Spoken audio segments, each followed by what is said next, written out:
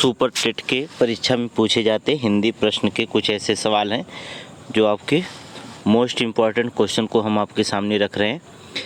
और super TET में question में जो प्रीवियस ईयर में क्वेश्चन पूछे गए हैं टेट के, उन सभी क्वेश्चनों को हम आपको सामने रख रहे हैं। कुछ नए क्वेश्चन उसी आधार पर बनाया गया है। तो आप देखेंगे बहुत बार क्वेश्चन बड़े एग्जामों में भी पूछा गया है कि जिसे जो होता है जीता ना जा सके वह एक शब्द उसका क्या होता है। तो आपको पता होगा उसे क्या कहा जाता है। उसे कहा जाता है अजय। क्या कहा जाता है? अजय। जिसको हम जीत नहीं सकते उसे क्या कहा जाता है? अजय। इसमें जो होता है विकल्प आप देख सकते हैं डी, अर्थात द। हिंदी है इसलिए डी को हम द कहते हैं, अर्थात विकल्प नंबर द आपका ऑप्शन सही मिलता है। अब देखिए नेक्स्ट क्वेश्चन पे ध्यान देते हैं। लिखा गया है निस्वार्थ।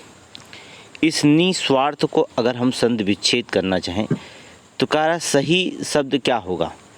तो उसका सही शब्द क्या होगा? निस्वार्थ। ये देखिए छोटा सा है इसलिए हम इसको क्या करेंगे, विसर्ग का चिन्ह देंगे, ठीक है। अब प्लस जो होता है स्वार्थ, तो क्या बन जाएगा? निस्वार्थ। इन दोनों को मिलाएंगे तो आपको बन जाएगा निस्वार्थ है, निस्वार्थ। तो इसके लिए कौन सा विकल्प आपको सही दिखता है? अर्थात विकल्प नंबर अ आपका विकल्प ऑप्शन में सही है। अ वाला निस्वार्थ का सही शब्द क्या होगा? निधन स्वार्थ, अर्थात निस्वार्थ। नेक्स्ट क्वेश्चन पे आप ध्यान रखेंगे। आप क्या कहता है? जिस व्यक्ति की पत्नी मर गई हो उसके लिए एक शब्द का क्या पिया जाता है? अविवाहित। अविवाहित मतलब जिसकी शादी हो वो उसके नहीं। अपत्नीक ये भी नहीं हो सकता है। विधुर ये भी नहीं हो सकता है। ये हो जाएगा, ये क्या हो जाएगा? विधुर, ठीक है। जिस पत्नी का पति मर गया उसे कहा जाता है विधवा, ठीक है। ये आप अच्छी तरह जानते हैं तो विधुर हो जाएगा, अर्थात विकल्प नंबर श आपका सही हो जाएगा। नेक्स्ट क्वेश्चन पे ध्यान रखेंगे। आप क्या कहता है? पद्मावत। पद्मावत नामक साहित्य कृति के रचनाकार के नाम चुने। तो आपको हमने पद्मावत की रचना आपको लिखाया था। पद्माकर तो हो नहीं सकते, ये हमने नहीं। भूषण नहीं, मलिक मोहम्मद जैसी भी नहीं, अर्थात मलिक मोहम्मद जैसी। पद्मावत के रचयिता जो होते हैं जैसी साहब हैं, मोहम्मद जैसी साहब ही हैं, ठीक है। ये विकल्प नंबर शाह आपका ऑप्शन में सही हो जाता है, ठीक है। आगे हम क्वेश्चन देखते हैं क्या पूछा गया। अतिथि के लिए चाय लाओ। वाक्य में अतिथि के लिए जो इसमें लिखा गया अतिथि के लिए, इस वाक्य में जो था अतिथि के लिए कौन सा कारक होगा? यहाँ पर लिखा गया के लिए। के लिए आपको हमने बताया था कौन से कारक में आते हैं। ये कौन से कारक होंगे? अर्थात ये होंगे आपके संप्रदान कारक। हमने बताया था पहचान इसकी। काकी के लिए जो होता है, के लिए कौन से कारक होंगे? संप्रदान कारक, अर्थात विकल्प नंबर ब आपका ब ऑप्शन क्या है? सही होता है, ठीक है। अगले क्वेश्चन पे ध्यान रखेंगे। कहा है कि मधुशाला नामक साहित्यिक कृति रचना के नाम को चुनिए। तो आपको पता है कि हरिवंश राय बच्चन है। आपका विकल्प नंबर आ हो जाएगा हरिवंश राय बच्चन। अब देखिए हरिवंश राय बच्चन, मधुशाला है और रचनाएं हैं आपकी मधुबाला है, ठीक है। मधुशाला, मधुबाला, ये सारी रचनाएं जो होती है हरिवंश राय बच्चन की रचनाएं होती हैं। अगले क्वेश्चन पे ध्यान रखेंगे हम लोग। कोई शब्द जब तक किसी वाक्य के अंग नहीं बन जाता है तब तक शब्द रहता है। जब वह वाक्य के रूप में प्रयुक्त हो जाता है तो उसे क्या कहा जाता है? देखिए कहता है कि कोई शब्द जब तक किसी वाक्य का अंग नहीं बन जाता है तब तक वो शब्द रहता है। जब वह वाक्य में प्रयुक्त हो जाता है तो उसे क्या कहा जाता है? उसे पद कहा जाता है। क्या कहा जाता है? पद कहा जाता है, अर्थात विकल्प नंबर श आपके पद कहलाता है, ठीक है। आगे क्वेश्चन देखेंगे। तो मुहावरे का अर्थ है आपको पता है आड़े हाथों लेना। इसका मतलब क्या है? आप जानते हैं खरी कोटी सुनना। क्या होता है आड़े हाथ लेना? मतलब खरी कोटी सुनाना। ये क्या होता है? आड़े हाथ लेना। ये विकल्प आ ही आपका सही निकल गया। मारपीट करना ये नहीं हो सकता, झगड़ा करना ये भी नहीं हो सकता, मुसीबत पैदा करना ये भी नहीं होता। खरी खोटी सुनाना ये आड़े हाथ का लेने का मुहावरा होता है, अर्थात विकल्प नंबर आ हो जाएगा। नेक्स्ट क्वेश्चन पे ध्यान रखेंगे हम लोग। क्या कहता है कि नीचे दिए गए शब्दों में तत्सम शब्द क्या हो जाएंगे। तत्सम शब्द क्या है आपको दिख देंगे। तो देखिए पहले ही मिल गया आपका तत्सम शब्द पुष्कर है था, ठीक है। ये सब सारे दिया, नींद, ये जो होते हैं तद्भव शब्द कहलाते हैं। ये कौन शब्द हैं? तद्भव है। लेकिन जो तो पुष्कर होता है, पुष्कर, ये जो होता है आपका विकल्प नंबर आ आपका सही है, ये आपका तत्सम शब्द है, ठीक है। आगे क्वेश्चन देखिए क्या कहता है। बहुत बुद्धिमान व्यक्ति के लिए उचित मुहावरा क्या होगा। बहुत बुद्धिमान मतलब अक्ल का पुतला, ये आपका ऑप्शन सही है विकल्प, अक्ल का पुतला ही हो जाएगा। बहुत बुद्धिमान व्यक्ति के लिए उचित मुहावरा आपका अक्ल का पुतला। अक्ल का भी गुरु, ये गलत है। अक्ल का दुश्मन नहीं है, अक्ल का दुश्मन का मतलब होता है मंद बुद्धि का हो जाएगा। महागुरु वो भी नहीं होगा। अर्थात अक्ल का पुतला का मतलब होता है बहुत बुद्धिमान व्यक्ति के लिए हम मुहावरा का प्रयोग करते हैं, अक्ल का पुतला। अब ध्यान से रखेंगे नेक्स्ट क्वेश्चन पे। विशेषण की विशेषता बतलाने वाले को क्या कहते हैं? प्रविशेषण कहलाते हैं। हमने बताया था आपको कि विशेषण की विशेषता बतलाने वाले वाक्य जो होते बतलाने वाले को हम क्या कहते हैं? प्रविशेषण कहते हैं। अर्थात विकल्प नंबर आपका ऑप्शन में सही निकलेगा, ठीक है। अगले क्वेश्चन पे ध्यान रखेंगे हम लोग। कौन सा जो होता है इसमें कह रहा कौन सा शब्द विसर्ग संध नहीं है।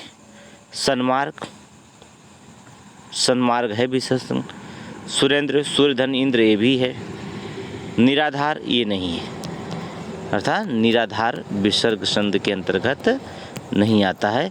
अर्थात विकल्प नंबर सा आपका सही हो जाएगा, ठीक है। आगे क्वेश्चन देखेंगे। कहता कि तू, तुम, आप आदि हिंदी में कौन से पुरुषवाचक सर्वनाम होते हैं। तो ये हमें बताने का है नहीं जरूरत है कि तुम, तुम, आप जो होता है हिंदी के कौन से पुरुषवाचक सर्वनाम गिने जाते हैं, ये आपको पता होना चाहिए। मध्यम पुरुष के शब्द होते हैं। ये कौन से पुरुष के शब्द होते हैं?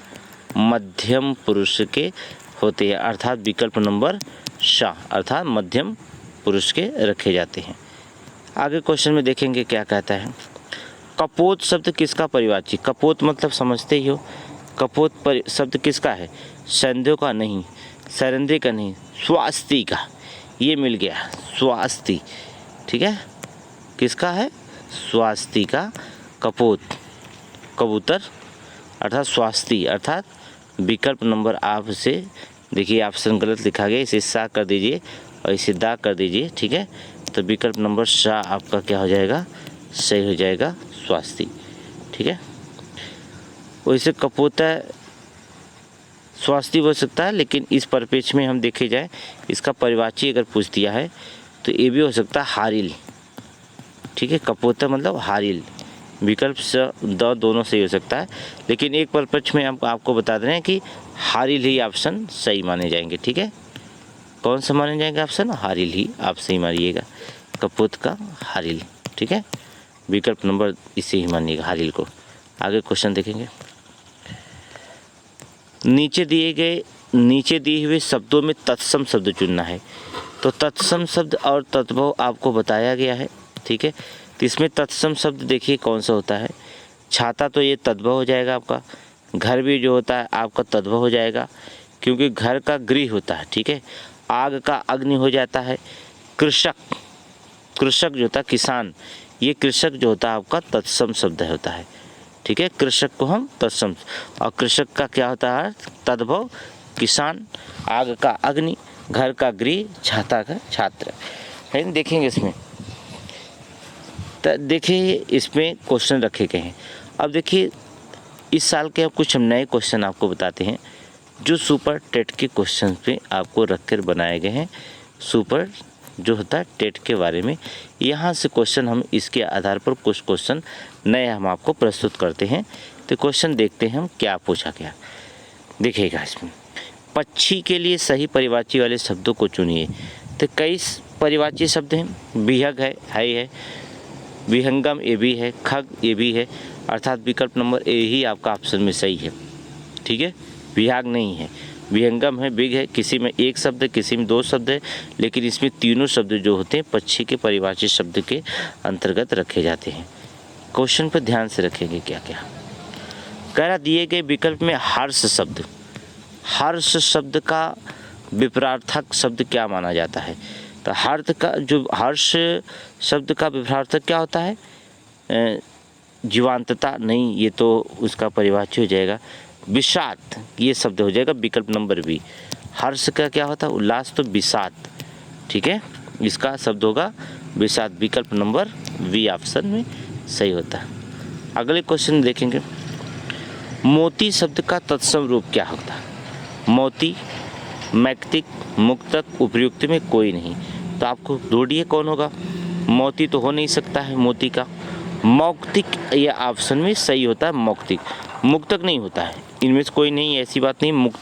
मौक्तिक आपका जो होता है, मौक्तिक, ये आपका विकल्प जो होता है मोती का तत्सम रूप जो होता है वो मौक्तिक कहलाता है। विकल्प number B, option number B आपका सही होता है। अगले क्वेश्चन पे ध्यान रखेंगे, कहता है कौन सा वर्ण स्पर्श, दंत, सघोष तथा अल्प प्राण दोनों, तीनों है? कौन सा वर्ण होता है जो स्पर्श भी है, दंत भी है, सघोष भी है और अल्प प्राण भी के अंतर्गत आता है? तो ता तो हो नहीं सकता आपका, घ हो नहीं सकता, द, अर्थात द जो होता है, ये जो होता है विकल्प सी सही है। द शब्द जो होता है जो स्पर्श भी में आता है, दंत में आता, सघोष में भी आता द, और अल्प प्राण में भी हम इसमें रखते हैं दा को। तो दा आपका जो होता है रखा जाता है। अगले क्वेश्चन पे ध्यान रखेंगे, कहता है कि उपसर्ग रहित शब्द कौन है? उपसर्ग रहित शब्द कौन होते हैं? विहार नहीं, विचार, विकार, एवं नहीं, वित्तीय। क्या होता है? वित्तीय जो होते हैं ये उपसर्ग रहित शब्द होते हैं। ऑप्शन नंबर डी आप मार सकते हैं, 20, अर्थात वित्तीय शब्द को, ठीक है। अगले क्वेश्चन पे देखेंगे क्या कहता है सुपर टेट में।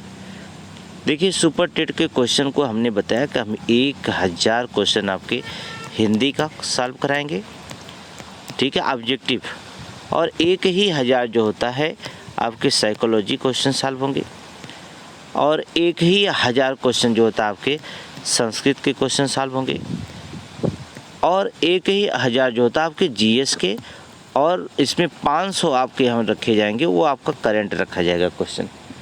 तो 500 क्वेश्चनों को हम करंट में रखेंगे, जो करंट क्वेश्चन पूछे जाते हैं। तो हमारा ये वीडियो जो होता है डेली आपका पढ़ता है, तो आप जो होते हैं यहाँ से ऑब्जेक्टिव क्वेश्चन को फ्री में पढ़ सकते हैं आप, ठीक है।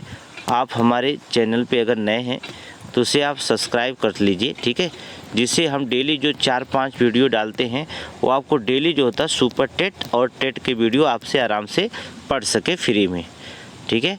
और अपने दोस्तों को भी ये वीडियो जो होता है शेयर करें, जिससे उनको जो होता है ये पता चले कि हाँ हम फ्री कास्ट देंगे, और हम आपको गारंटी देते हैं कि आपके सुपर टेट क्वेश्चन में 5000 क्वेश्चन को अगर गहरा अध्ययन हमने आपको ऑब्जेक्टिव से करा दिया तो आप सुपर टेट में बड़े आसानी से जो होता है 75 से 80% तक ले, जो होता है 90% तक ले आप पाने के मार्क्स रहेंगे, जो आराम से आपके जॉब को क्लियर कर सकेगा। तो हम क्वेश्चन के आगे चलते हैं। कहता है राम घनश्याम हित चातक तुलसीदास, एक राम घनश्याम हित चातक तुलसीदास, इस पंक्तियों के अलंकार को पहचानना है। तो इस पंक्तियों के अलंकार को हमने आपको, देखिए ये पंक्तियाँ आप पहचान चुके होंगे, क्योंकि यह पंक्तियाँ जो होती हैं अलंकार, इसमें कौन सा अलंकार दिखाई दे रहा? रूपक अलंकार। कौन सा अलंकार है? रूपक अलंकार का हम इसमें रखते हैं। विकल्प नंबर ए में देखिए अगर होगा, ये विकल्प ए में जो होता है रूपक अलंकार होता है। एक राम घनश्याम हित चातक तुलसी दास, अर्थात इसमें हम रूपक अलंकार की प्रयुक्ति हुई है।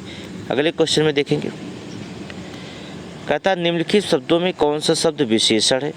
शासन, शासन विशेषण शब्द नहीं, अनुशासन भी नहीं है, अनुशंसा भी नहीं है, अनुशासित।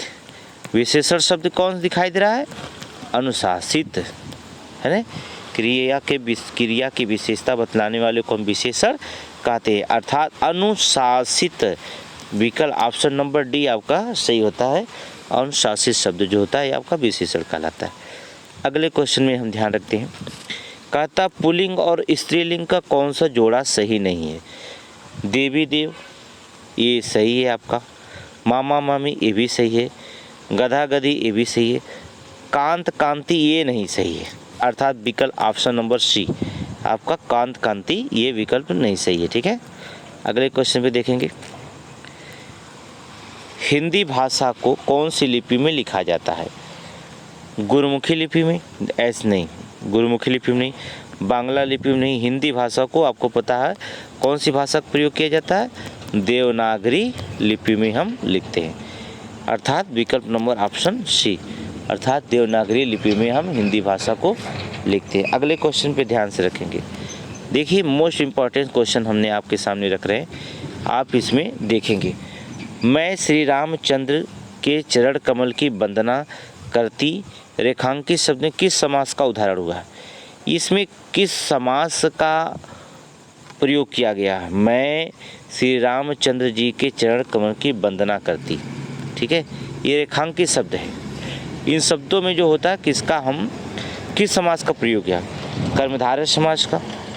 एकदम, मैं श्री रामचंद्र के चरण कमल की वंदना करती हूँ, इसमें कौन सा समास है, कर्मधारय समास। अगर आपको सारे परिभाषाएं पढ़नी है तो हम आपको समास की परिभाषाएं इसी चैनल पर जो होता है हम बड़े आसानी से पढ़ा सकेंगे। ठीक है, कोई दिक्कत नहीं, आपको हम बढ़ा देंगे। ठीक है, कर्मधारय समास विकल्प नंबर ए ही आपका सही हो जाता है। देखिए क्या कर रहा है, निम्न में अव्यय शब्द हैं, निम्न में अव्यय शब्द दिखाई देते हैं। देखिए अव्यय शब्द तो पहले ही दिखाई दे दिया, भारत भी क्या है अव्यय शब्द, हमने आपको पढ़ाया अव्यय। ठीक है, श्याम में है नहीं, आह में है नहीं, दक्षिण में है नहीं, तो किस में है अव्यय शब्द होता है, वो आपको दिखाई दिया किस में, भारत में अव्यय शब्द होता है। अगले क्वेश्चन पे ध्यान से देखेंगे, निम्न में प्रेरणार्थक क्रिया कौन सी होती है। प्रेरणार्थक क्रिया हमने आपको बताया है सारे क्रिया को, समझना ये प्रेरणार्थक क्रिया नहीं, बुलवाना ये है आपका प्रेरणार्थक क्रिया। बुलवाना क्या है, समझाना हो सकता है, बुलवाना हो सकता है, सुनवाना हो सकता है, बैठवाना हो सकता है, ये प्रेरणार्थक क्रिया है। लेकिन जो होता समझना, बैठना, सुनना ये प्रेरणार्थक क्रिया के अंतर्गत नहीं आता। अर्थात विकल्प ऑप्शन नंबर बी आपका सही है। अगले क्वेश्चन पे देखेंगे, कौन सा विसर्ग संध नहीं है इसमें। शिरोमणि ये विसर्ग संध है, मनोयोग ये भी है, संतोष विसर्ग संध के अंतर्गत नहीं आता। अर्थात संतोष, अर्थात विकल्प नंबर सी बहिष्कार है आपका, संतोष नहीं है। अर्थात सी में विसर्ग संधियाँ नहीं पाई जाती हैं। अगर इसकी परिभाषाएं जानना है तो हम पूरे विस्तृत आपको परिभाषाएं, ठीक है, इसके बाद हम पढ़ाते रहेंगे हिंदी में। ठीक है, आप ऑब्जेक्टिव क्वेश्चन को तीव्र गति से हम सॉल्व करते हैं।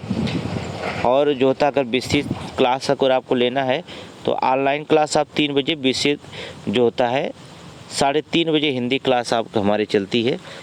हिस्टोरी का देखिए, हिस्टोरी का लाइव स्टडी पे आप जो होता है 3:30 पर जो होता है ऑनलाइन हिंदी क्लासें पढ़ सकते हैं। कल का क्लास हमारा जो रहेगा वो आपका कारक पे रहेगा। ठीक है, उस पर हम विस्तृत अध्ययन कारक पे करेंगे कल 3:30 पे। तो आप इसे आराम से क्लास अटेंड कर सकते हैं और पूरी जानकारी दे सकते हैं हिंदी के बारे में एक एक शब्दों का। ठीक है, अगले क्वेश्चन पे ध्यान देते हैं। कहा दिए गए विकल्पों में सही का चयन करें, रिक्त स्थानों को भरें। धन के आज भी कुछ लोग बन जाते हैं, तो क्या बन जाते हैं, आप दिमाग लगाए होंगे। धन के लालच, क्या होता है, धन के लालच में आज भी कुछ क्या बन जाते हैं, जयचंद्र, परिभाषा दिया गया क्या उनका, जयचंद्र बन जाते हैं।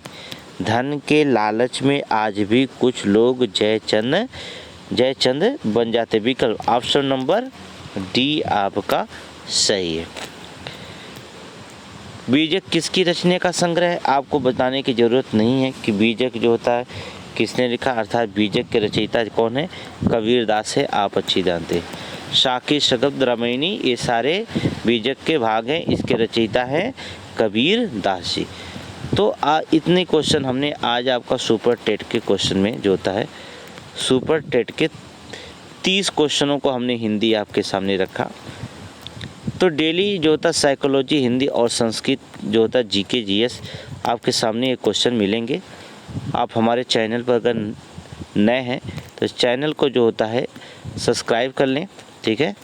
सब्सक्राइब करके जो होता है अपने दोस्तों को जो होता है शेयर करें, जिससे वो भी जो होता है 5000 हमारे टारगेट क्वेश्चन को पढ़ के जाएँ सुपर टेट में, जिससे वह अधिक से अधिक नंबर लाएं, ठीक है। अधिक से अधिक नंबर नहीं, वो रैंक में आए, ठीक है। रैंक में आने का मतलब होता है कुछ और अलग पढ़ने का होता है। तो हमारी कोशिश है आपको रैंक में लाने के लिए। धन्यवाद।